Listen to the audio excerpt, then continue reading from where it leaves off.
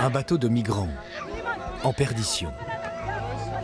Scène ordinaire, sur la mer Méditerranée.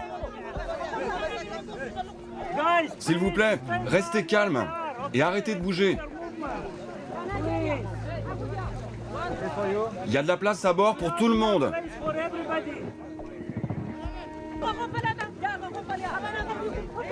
L'an dernier, 115 000 personnes ont emprunté cette route et ses périls. 3 800 y ont perdu la vie. Pour tenter de les secourir, un navire, l'Aquarius. L'histoire d'une initiative citoyenne, la solidarité en mer face au drame de l'émigration.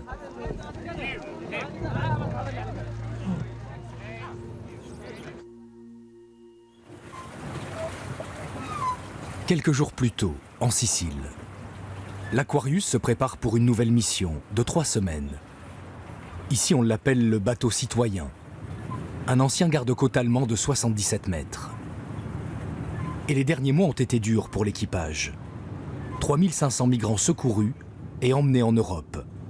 C'est la haute saison pour les passeurs en Méditerranée. Nous partons pour la zone de sauvetage au nord de Tripoli, en Libye.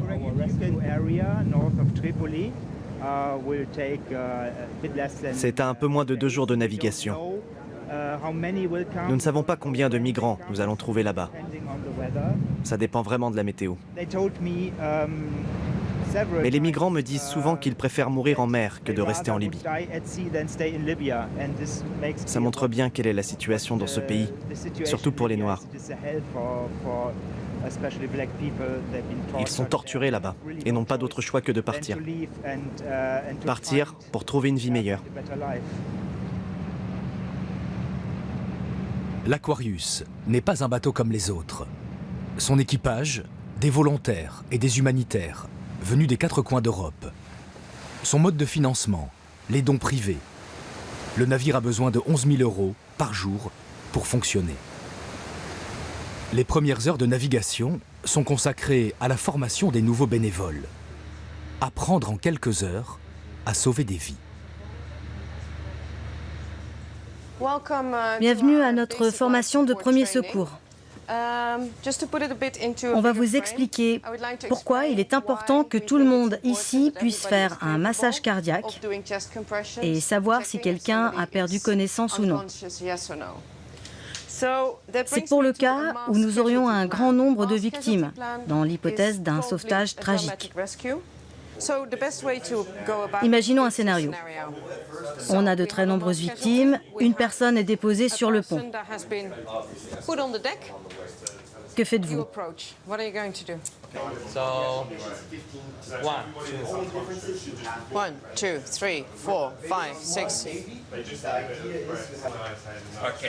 Je place le masque ici et j'appuie.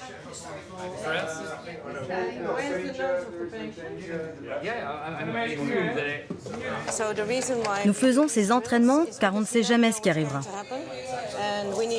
Et on a besoin d'un maximum de personnes capables de faire des réanimations, capables d'utiliser les différents appareils. Il faut que tout le monde sache ce qu'il doit faire en cas d'urgence.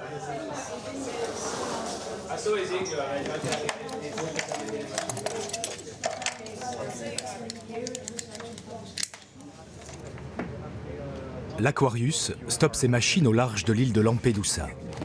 C'est au tour de l'équipe Recherche et Sauvetage de s'entraîner. Sur le navire, on l'appelle l'équipe SAR, pour Search and Rescue. C'est elle qui ira au contact des bateaux en détresse.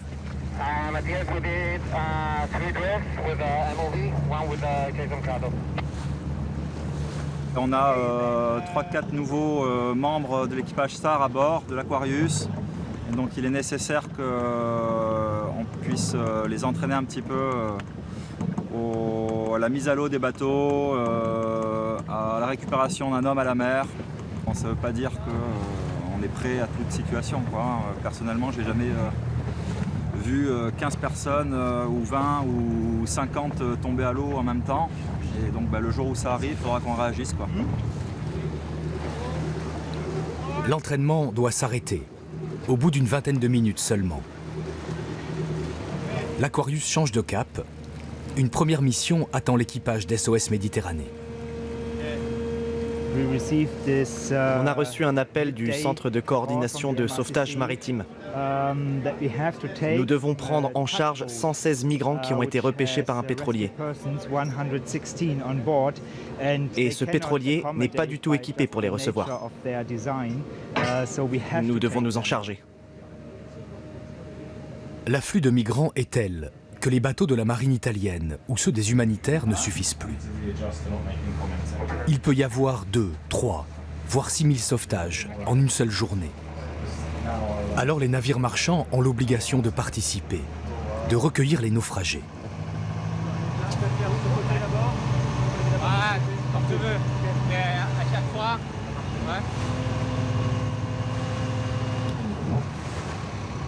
L'Aquarius envoie ses équipes pour gérer un transbordement en haute mer. Opération délicate, sur une simple échelle de corde. Il faut prendre garde à la houle et à l'extrême fatigue des hommes.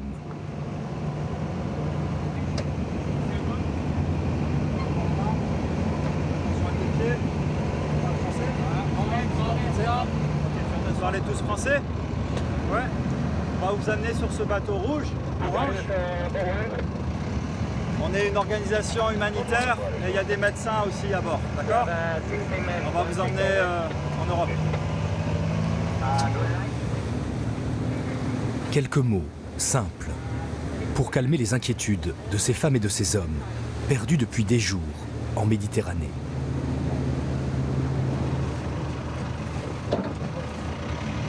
We good? Okay, cool. Avec moi. Vous pouvez commencer à vous avancer un petit peu.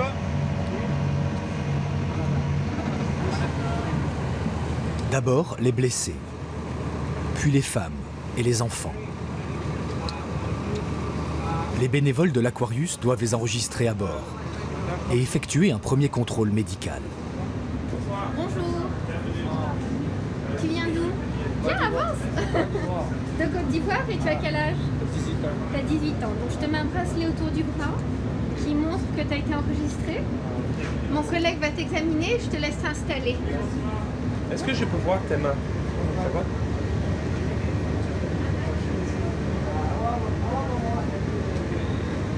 Ça va.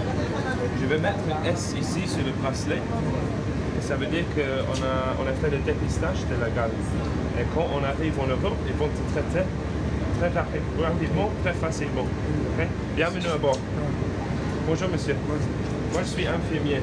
Je voudrais savoir si ça te gratte. Oui? C'est où exactement? Le séjour en Libye a été terrible pour les migrants. Presque tous sont malades, affaiblis, le regard vide. Mais certains commencent à parler de ce qu'ils ont vécu, là-bas, dans l'enfer de Tripoli. Parfois même les Libyens eux-mêmes, les policiers libyens, quand ils te prennent, ils t'emprisonnent. Il va falloir que tu appelles la famille encore du pays pour leur dire qu'envoyez-moi telle somme pour ma délivrance. C'est de la merde franchement. À Tripoli, franchement, à chaque 19h, 20h, ils commencent à tirer à l'air. On entend des coups de fusil partout, ça et là. Et franchement, ça donne le dégoût. Franchement, moi-même, j'étais découragé, encore une fois, découragé. Je voulais retourner au pays, mais je me suis dit que non. Combien de pays j'ai traversé pour arriver jusqu'à Tripoli, mais je préfère la mort à la place de la honte.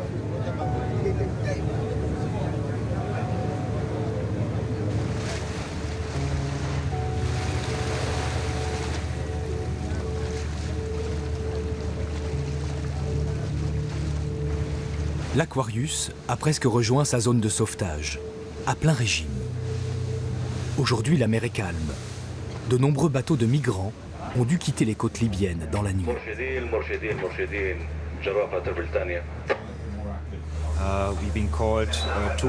On nous a prévenus il y a 2 heures pour un bateau pneumatique en détresse. Il y a 110 personnes à bord. Il est toujours dans les eaux territoriales libyennes. Le centre de coordination des sauvetages nous envoie sur zone. Mais nous ne pourrons pas entrer dans les eaux territoriales. Les Libyens ne l'acceptent pas.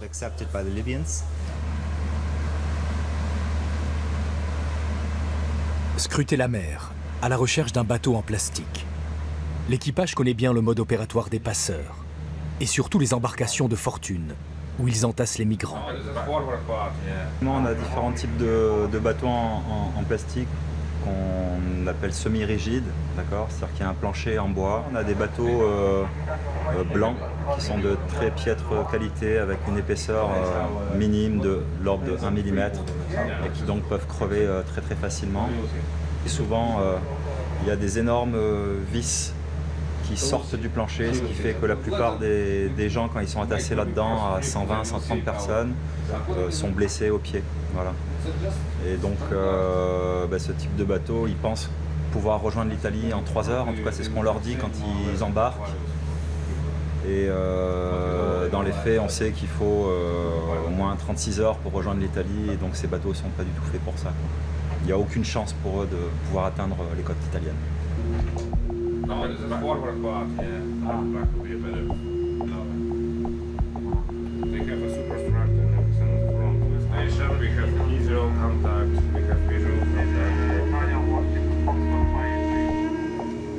Sur le pont, les équipes sont tendues.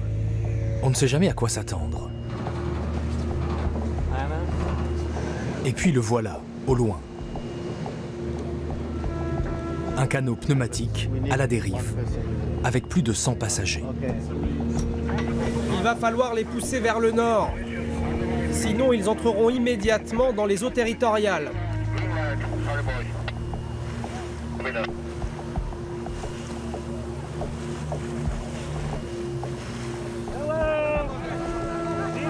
Est-ce que vous parlez anglais?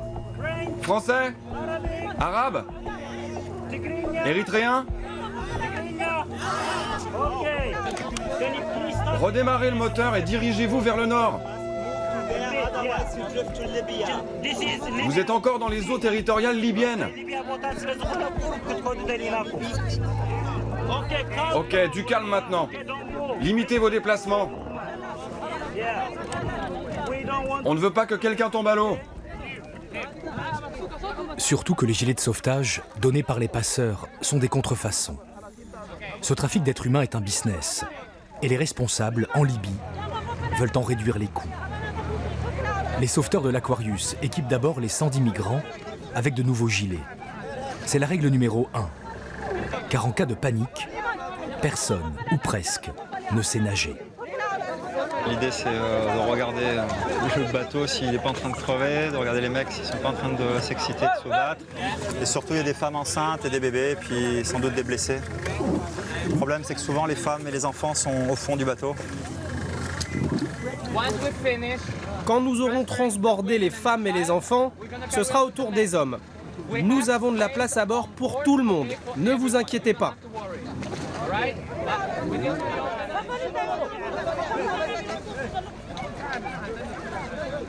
Le froid, la soif et la peur ont épuisé les migrants, surtout les plus fragiles.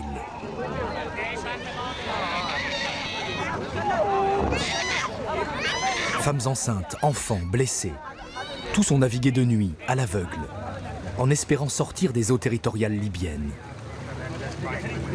Donc, il y en a certains qui sont blessés pendant le voyage, mais c'est plutôt des blessures bénignes. La plupart des grosses blessures, c'est des blessures de guerre, en gros, ou ils sont battus, emprisonnés et battus par les Libyens.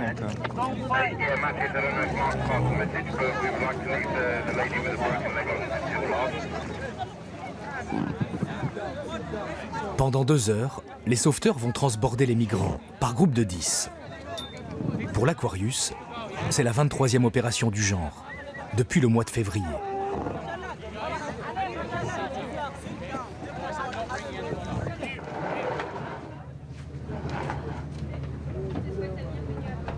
Dans la clinique du bord, il y a de nombreux blessés à soigner.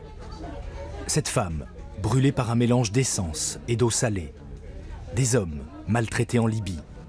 Ça fait pas mal si je mets le seringue dedans, ça va? Si je le vois comme ça devrait être fait chaque 2 jours. D'accord?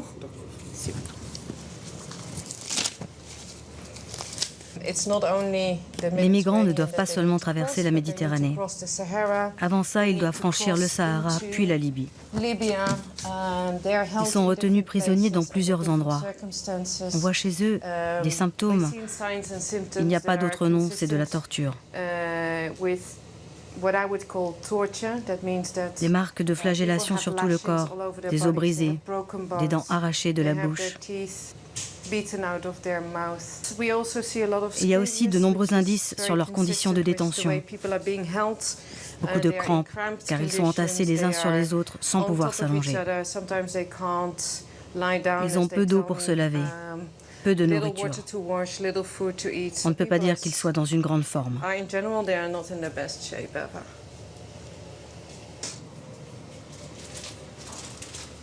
Donc demain, ça ne nécessite pas un changement. Après-demain, c'est une bonne idée. D'accord. Merci beaucoup. Ok.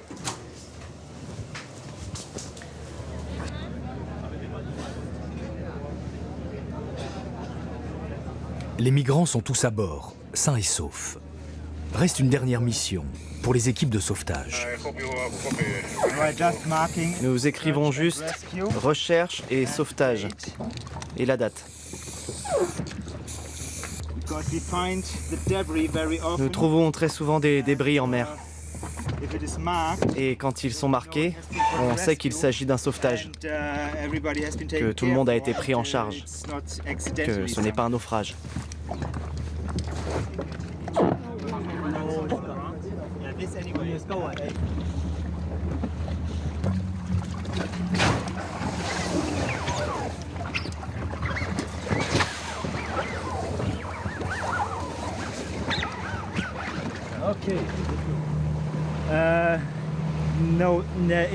Le bateau doit être détruit car il sert au trafic humain. Il faut éviter qu'il soit réutilisé.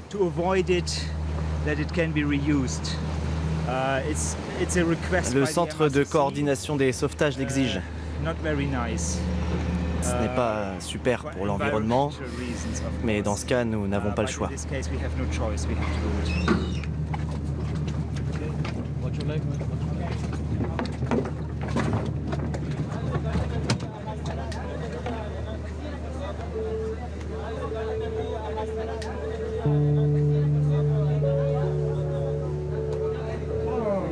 Pour l'instant, vu la fatigue,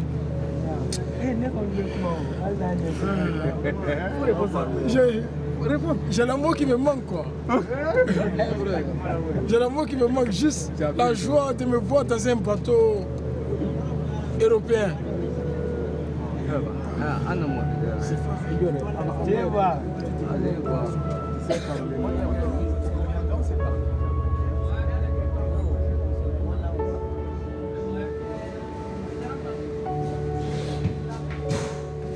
Bertrand Thiebaud a rejoint l'Aquarius il y a quelques semaines. Lui, le skipper de voiliers anciens, marqué à vie par le drame des migrants en Méditerranée. J'ai juste ressenti le besoin d'être là et d'être là au bon moment. Et je pense que dans un certain nombre d'années, les acteurs décisionnels européens auront à rendre des comptes. Comme pendant la Deuxième Guerre mondiale, il y a eu des personnes qui ont dû rendre des comptes à un moment donné. Et j'ai envie de pouvoir regarder dans les yeux mes futurs enfants et petits-enfants quand ils me demanderont où tu étais en 2016 et de quel côté tu étais. Voilà, je pourrais les regarder droit dans les yeux et leur dire que j'étais du côté de ces personnes. De jour comme de nuit, Bertrand et l'équipe d'SOS Méditerranée poursuivent leurs opérations de sauvetage. Il n'y a qu'un rythme à bord de l'Aquarius, celui des appels de détresse. Aujourd'hui, qu'on soit là ou pas, ils partent et ils partiront de plus en plus nombreux parce que c'est un peu le chaos partout. Il faut qu'on soit là parce qu'il y a des gens qui meurent en mer et pour tout marin, on doit porter assistance à tout bateau en détresse.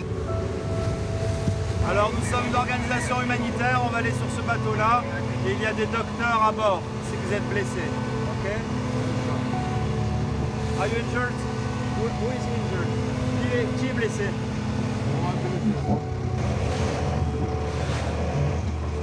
Il n'y a aucun échappatoire possible. S'il n'y a pas de bateau comme le nôtre qui est là pour les secourir, c'est voué à l'échec, quoi, hein, et donc à la mort certaine.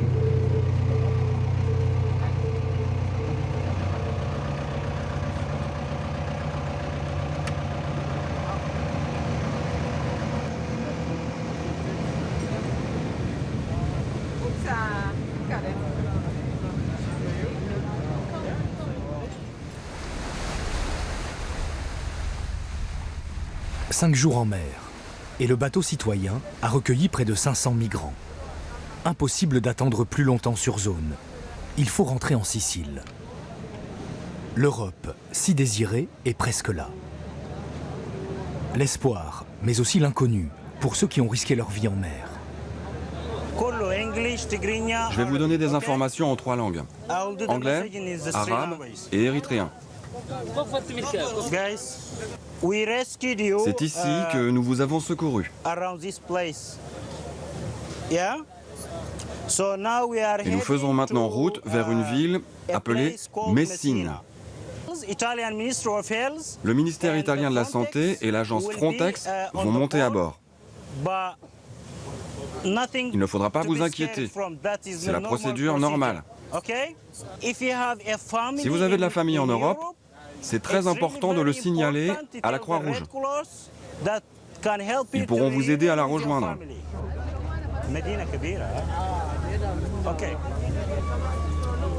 Au loin, les premiers reliefs de Sicile. Serge et ses compagnons commencent à se rappeler pourquoi ils ont entamé ce long voyage. Mon rêve, c'est d'avoir un travail honnête, travailler dur, et pour rentrer au pays et construire au moins une maison pour que je puisse dormir jusqu'à ma mort et offrir aussi une bonne vie à mes enfants. Je ne veux pas qu'ils connaissent la misère comme moi, c'est tout. Et je ne veux pas que demain ils se lèvent comme ça pour prendre aussi la Méditerranée. Je veux que mes enfants soient heureux. On est déjà arrivé à la destination finale, Italia, Europa. On est fiers, on est fiers. Oh. Yeah. Bra, bra, bra, bra, bra. On est fiers, on est fiers. Seulement 20% d'entre eux pourront rester en Europe et construire une nouvelle vie. On ne peut rien y faire. Nous, on peut seulement les secourir sains et saufs à bord. Mais la plupart va se voir notifier une extradition. S'ils restent en Italie, ils travailleront sûrement dans des usines liées au crime organisé. Les jeunes femmes, elles, se retrouveront très probablement sur le trottoir, comme prostituées.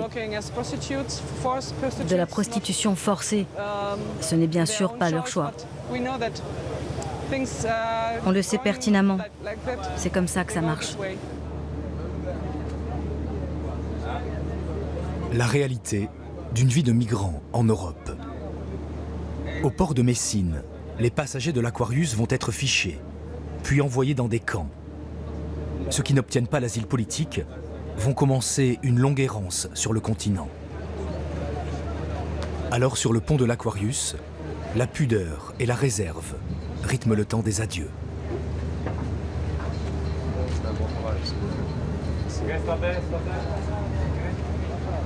On est content pour eux parce que c'est la fin d'un calvaire. Après, on les sent aussi beaucoup d'appréhension. Donc voilà, on essaie de pas trop leur montrer que ça va être difficile après aussi, quoi. Mais bon, on est content pour eux. Bon courage. Soyez forts.